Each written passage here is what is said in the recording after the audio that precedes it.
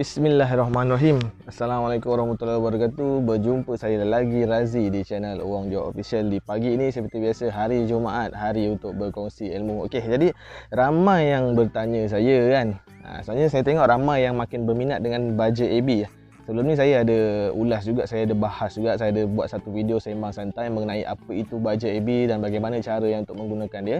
Tapi masa tu saya cuma bersembang je, saya tak buat dia punya praktikal, saya tak buat tutorial dia, dan hari ni saya nak tunjuklah tutorial dia dan saya akan sebutkan beberapa kesalahan bagi petani-petani pemula dalam menggunakan baja AB. Jadi sebab tu kalau kita salah guna baja AB ni, sebab tu pokok tu tak dapat hasil yang kita nak kan. Jadi kadang-kadang ada yang terlebih, mungkin jadi pucuk warna kuning, daun jadi gugur dan macam-macam lagi masalah. So hari ni kita akan tengok satu persatu macam mana saya bancuh baja AB, saya guna baja AB dan saya beritahu kat mana silap korang semasa menggunakan baja AB. Jadi mula-mula saya akan ceritakanlah secara ringkas apa itu baja AB ni. Baja AB ni dia datang dalam bentuk serbuk ataupun pepejal habla lah, dalam bentuk kristal. Kemudian dia akan dibancuh, kemudian jadilah seperti bentuk cecair macam ni. Okey, ada baja A agak kekuningan kerana disebabkan beberapa unsur forum, dan juga ada baja B biasanya dia akan agak kebiruan. Okey, jadi baja AB ni dulunya digunakan pada petani-petani yang mengamalkan sistem fertigasi je lah, macam dia orang fertigasi dalam polybag. Kemudian ada juga yang mengamalkan di sistem hidroponik. Okey, tetapi makin lama orang makin tahulah mengenai orang cakap keberkesanan baja AB ni. Jadi orang-orang macam kita yang biasa-biasa yang tanam kebun kecil-kecil tepi rumah pun sudah mula mengamalkan penggunaan baja AB ni lah. Terutama mereka yang duduk di kebun bandar. Di kebun bandar maknanya kebun tepi rumah tu, dia orang letak pada pokok, mungkin pokok ulam-ulaman dia orang di tepi rumah, macam pokok pegaga, pokok pudina, pokok ulam raja, pokok kunyit ataupun pokok pandan mereka untuk mendapatkan hasil yang lebih maksimum. Dan ada juga yang meletakkannya pada pokok bunga. Jadi sebab itulah baja AB ni sering menjadi pilihan. Bagi saya, dalam banyak-banyak baja AB ni adalah baja yang paling sempurna lah daripada segala unsur makro dan juga unsur mikronya. Okey, so pertanyaan yang paling banyak yang saya terima adalah ada dua pertanyaan yang paling banyak saya terima. Satu, baja AB ni kimia ke organik? Itu satu. Dan satu lagi, lain ke baja cili, baja terung, baja rock melon dan baja lain-lain? Baja AB dia lain-lain ke? Okey. Jadi pertanyaan pertama saya nak bagi tahu, baja AB ni bukan baja organik lah. Ianya adalah baja kimia sintetik. Tapi walaupun ia baja kimia, tetapi ia tidak membahayakan kepada tubuh manusia, tidak seperti racun kimia. Jadi racun serangga kimia itu membahaya kepada manusia. Jadi untuk baja kimia sebenarnya tidak membahayalah. Itu soalan pertama. Dan soalan kedua, lain-lain ke? Okey, ya, sebenarnya ada pengeluar yang mengeluarkan baja khas untuk sesuatu pokok tersebut. Contoh ada yang itu yang kita panggil baja secara tepat. Baja secara tepat, contoh baja AB yang dikeluarkan, dia akan pengeluar akan tulis khas untuk cili. Mungkin kerana beberapa unsur yang telah ditambah oleh dia. Dan juga ada baja AB yang khas untuk rock melon kerana ada unsur yang ditambah pada baja tersebut supaya rock melon tu untuk menjadi lebih manis.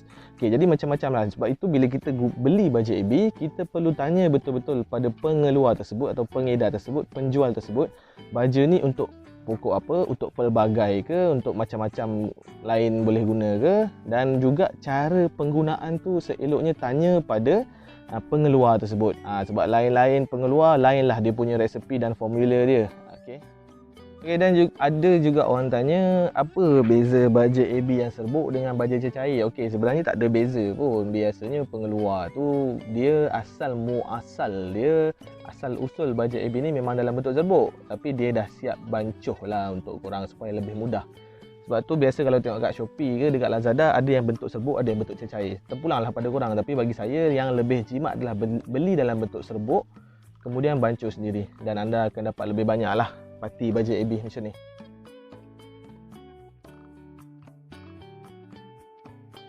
Kesalahan yang pertama yang sering sekali yang petani pemula buat ketika menggunakan baja AB adalah ketika pertama-tama sekali adalah campuran baja tersebut. Okey, jadi ada yang membeli serbuk. Dia orang akan campurkan serbuk A dan serbuk B, baru dia akan bancuh dalam air. Jadi itu adalah salah yang terpaling salah sekali. Okey, jadi cara yang sebenarnya jika anda membeli baja AB dalam bentuk serbuk, sediakan satu baldi A dan sediakan satu baldi B. Okey, kemudian isikan air yang sama kuantitinya di baldi A dan baldi B. Kemudian baja serbuk A dimasukkan ke dalam air baldi A, baja serbuk B dimasukkan ke dalam baldi B. Kemudian barulah digaul. Jadi kuantitinya sama. Jadi baja A dan B ni tidak boleh bercampur sebelum dibancuh, okey, kerana ia akan mengakibatkan reaction ataupun reaksi kimia yang menyebabkan beberapa unsur akan hilang, terutama unsur K iaitu unsur kalium ataupun unsur fosforus, dan dua unsur ni kebiasaannya akan hilang jika dicampur secara serentak. Jadi campur asing. Serbuk A dekat baldi A, serbuk B dekat baldi B, gaul dulu, bancuh dengan air, baru boleh dicampur ketika hendak menggunakan.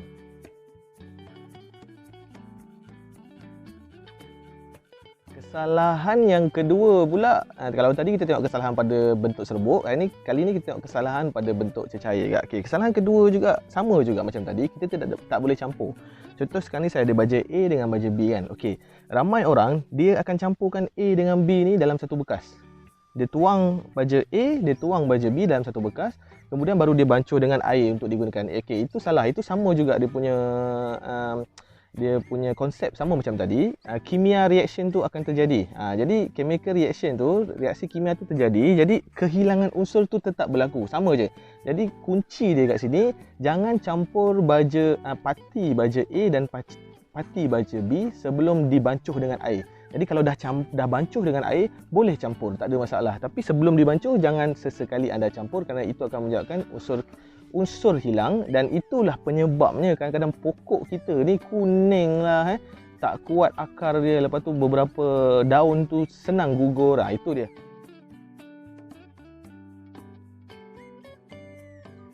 Kesalahan yang ketiga ni yang paling common, yang paling banyak orang buat, terutama akak-akak suri rumah, makcik-makcik suri rumah yang diorang rajin tengok Facebook, rajin layan grup-grup pertanian, dia tengok orang guna baja AB ni, dia punya hasil dia power.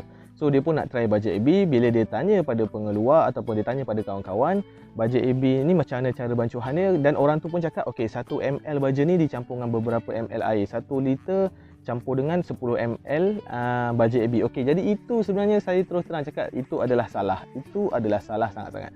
Jadi penggunaan baja AB sangat-sangat memerlukan TDS dan EC meter. Ini adalah EC meter. EC meter ni penggunaan dia, fungsi dia adalah untuk mengukur kepekatan baja tersebut. Jadi baja AB ni dia ada kepekatan dia yang kita ukur mengenai unit ppm. Jadi benda ni adalah benda utama yang anda semua perlu ada jika anda ingin menggunakan baja AB. Kalau tak ada benda ini, jangan sesekali berani-berani menggunakan baja AB. Kerana apa? Kerana baja AB ni dia memang sangat power. Terlebih dos sahaja, pokok boleh arwah. Pokok boleh musnah, pokok boleh mati, pokok boleh terbantuk dan macam-macam lagi. Jadi ini adalah benda yang wajib anda ada. Benda ni murahnya, mungkin dalam belas-belas je lah. Kalau nak beli yang mahal pun lagi bagus, yang ada 3 dalam 1. Yang ni 2 dalam 1, iaitu TDS dan EC. 3 dalam 1 biasanya dia ada pH, TDS dan EC. 3 boleh guna.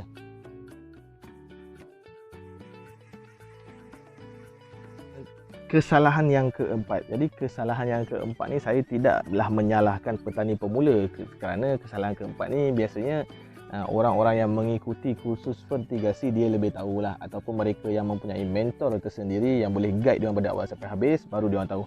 Okey, kesalahan yang keempat adalah membancuh baja.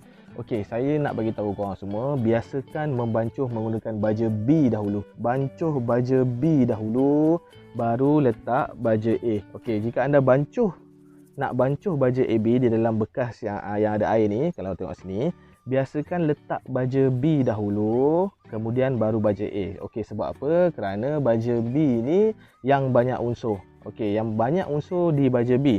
Baja A ni tak banyak unsur. Baja A ni biasanya dia cuma ada kalsium nitrat dan juga zinc, kalau tak silap zinc lah ya. Okey, dan baja B ni yang banyak unsur dia, so kita akan bancuh baja B dahulu. Bukan maksud dia kita letak baja B dulu baru letak baja A. Itu adalah yang terbaik. Okey.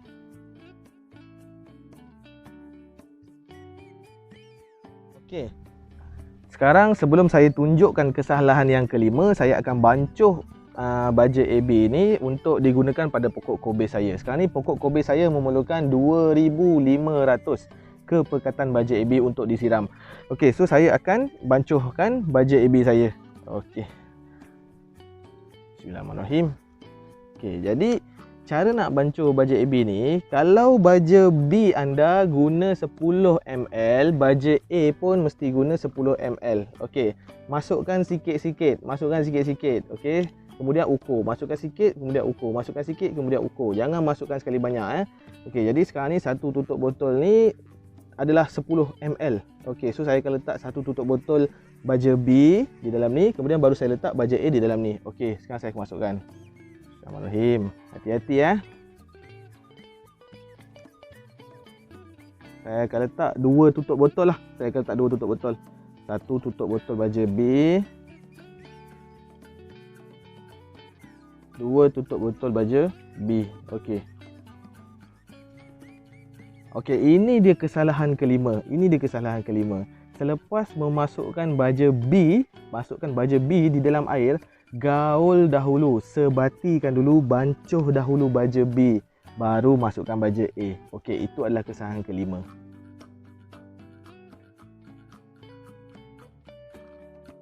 Kesalahan keenam adalah semasa membancuh. Pastikan anda membancuh baja ni, menggaul baja ni menggunakan kayu ataupun paip PVC sahaja. Jangan sesekali gunakan tangan, jangan sesekali gunakan besi, kerana reaksi kimia akan berlaku. Kadang-kadang tangan kita ada peluh-peluh dan ada beberapa garam-garam peluh kita tu, dia akan bereaksi dengan kimia. Dan juga besi pun dia ada logam dia kat situ, akan bereaksi dengan kimia, akan membuatkan baja kita tu tak efektif. Okey, so sekarang saya ada kayu kat sini, saya ada buluh kat sini, dan saya dah tuang baja B saya kat sini. Saya akan bancuh dahulu. Okey, nampak saya bancuh. Saya akan gaul. Okey, lepas dah dapat baja B saya dah bancuh, baru saya masukkan pati baja A. Tadi pati baja B saya letak 2 tutup, pati baja A pun saya akan letak 2 tutup juga. Jangan lain-lain mesti sama. Kalau sini 2, sini pun mesti 2. Okey. Bismillahirrahmanirrahim. Hati-hati. Okey, satu tutup baja A, 2 tutup baja A. Okey, baru kita bancuhkan. Okey. Inilah dia cara yang terbaik untuk membancuh baja AB. Okey. Jadi kemudian bila dah campur tadi, kita dah isi kan, barulah kita ukur dengan TDS ni lah. Okey, jadi tadi saya dah tambah lagi, sebenarnya saya dah tambah lagi dalam 4 tutup. Okey. So saya akan ukur lah. Sekarang saya tengok berapa isi dia. Okey.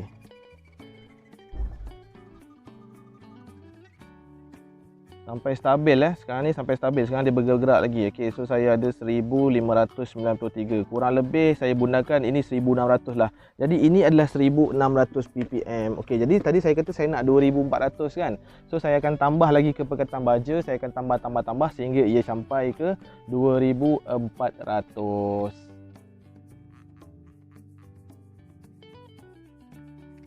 Kesalahan yang ketujuh adalah kepekatan baja. Okey, kalau nak tahu baja AB ni dia akan menaik kepekatannya dari minggu ke minggu. Sebagai contoh, minggu pertama anda menggunakan baja AB, kepekatannya adalah 1000 ppm. Minggu kedua perlu dinaikkan 1200. Ini kebiasaannya 1200 lah. Minggu ketiga 1400, minggu keempat 1600 dan naik 200 sehinggalah minggu terakhir anda hampir menuai. Okey, jadi penggunaan baja AB biasanya dia ada jadual. Okey, boleh cari kat Google, boleh cari dia punya SOP pembajaan tu, berapa kepekatan baja dia, berapa kuantiti air yang perlu disiram dan seterusnya. Itu adalah kesalahan yang ketujuh yang biasa orang buat. Sebab kadang-kadang orang cuma buat, dia dah bancuh baja AB dah betul lah, dia cuma siram. Baja AB tu dia guna kuantiti air tu dan juga kepekatan baja tu dia guna daripada awal sampai habis. Itulah dia punca pokok tidaklah semaksimum yang kita inginkan.